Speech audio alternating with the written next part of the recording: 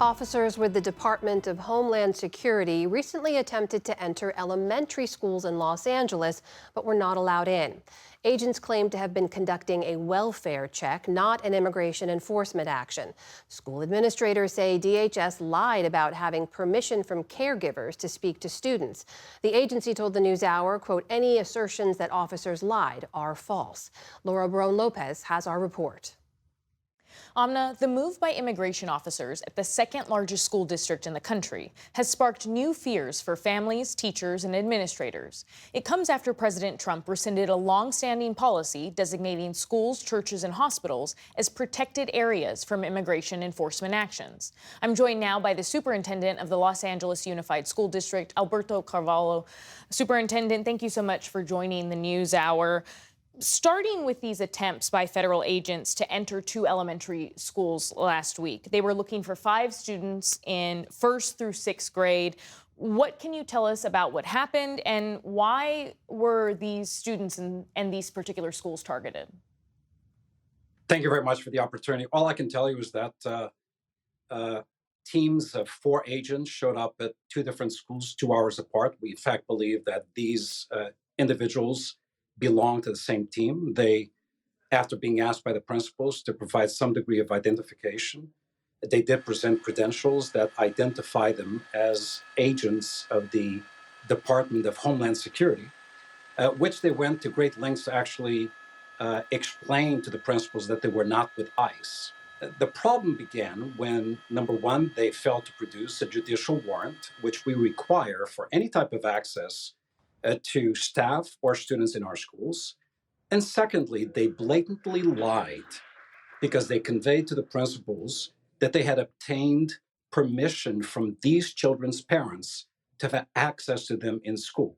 Based on the statement that was released by the Department of Homeland Security after this incident, they actually conveyed that they were there to conduct wellness checks on these children on the basis of their undocumented and unaccompanied status, which contradicts the fact that presumably they would have obtained permission from the parents of these children, which the parents, the guardians, absolutely deny. As you said, according to Homeland Security, these were not ICE agents. They were criminal investigators through the Homeland Security Department, and they were conducting wellness checks that they say have nothing to do with immigration enforcement. But what's your understanding, and is it typical for wellness checks to be conducted in this way at an elementary school? 3 quick points. Number one, there is no evidence that this type of action has been taken in any school across the country. Secondly, I think we can all accept that one of the safest places for kids in our country happens to be the schoolhouse. Thirdly, we are well aware of the fact that a number of federal agencies, not just ICE, have agreed to collaborate with ICE for the purpose of immigration actions in our communities.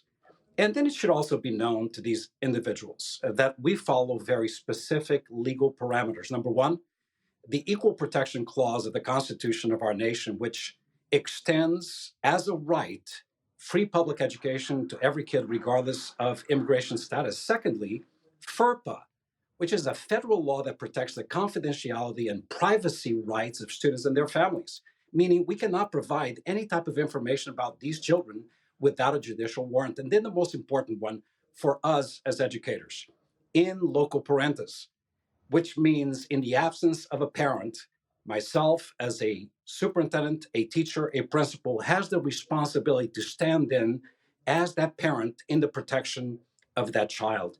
That absolutely limits our ability to provide any information or access to any entity, federal or not.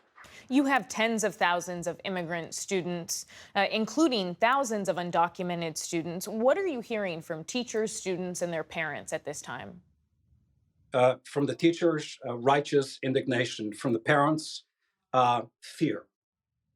They are conveying to us directly, and I have spoken with some of the parents, some of the members of the community. They feel intimidated, they feel fear, they feel anxiety. And from the students, even though they're not conveying that information to me, particularly elementary age kids, I've had conversations with secondary age students who are telling me that at the dinner table, they're hearing their parents speak about the fact that one of them may be a citizen of this nation, but the other one is not. And they fear family separation based on what they hear. They do not know what tomorrow will be like. You talked about the fear that parents are experiencing. Is this impacting the ability of educators to teach students at your schools? And are you also seeing some students not attend school out of fear? So, what we have detected in schools where these types of incidents have happened, as was the case in these two elementary schools, or schools located in areas where it was known that immigration actions took place close to the schools, we have seen some degree of decline in the average daily attendance. But amazingly, the community believes that the district is doing all it can to protect students and protect families. So we have not necessarily seen a significant decline in the average daily attendance for the entire district. Superintendent, this week, President Trump's border czar Tom Homan said that he, quote, absolutely wants to prosecute sanctuary city leaders who harbor or shield undocumented immigrants and possibly send those officials to prison. Homan said, quote, it's coming. What's your response to this, and what are you advising others across the district? Look, as I've said time and time again, I certainly, not that I want to, but I would welcome first a consequence to self rather than the consequence to the children that we serve. We are following the law. We're following the law of the state of California. We're following the board's policy, and we are, to the best of our ability, complying with federal guidelines, whether they are constitutional in nature or where they deal directly with the confidentiality and privacy rights of children and their families. So we believe we are on the right side of law and certainly on the right side of history. I want to ask you about your speech last week, where you referred to your personal history. You said beyond your professional responsibility, you had a, quote, moral responsibility to protect these students. I would be the biggest hypocrite in the world, regardless of my position today, if today I did not fight for those who find themselves in the same predicament I faced over 40 years ago when I arrived in this country at the age of 17 as an undocumented immigrant. Education made me and saved me. Superintendent, what compelled you to say that? I want people across our communities and across our country to take a look at what an immigrant looks like and to take a look at what education in this great land of ours can do for kids who, despite their circumstances, mature into adults that do right and do good by this country. I understand that laws are to be followed, but I also must urge people to dig deep inside their hearts and their minds and search and find some degree of decency, justice, and compassion for children who, through no mistake of their own, find themselves in the crosshairs of policies that are punitive to them. Superintendent of the LA Unified School District, Alberto Carvalho, thank you for your time. Thank you very much.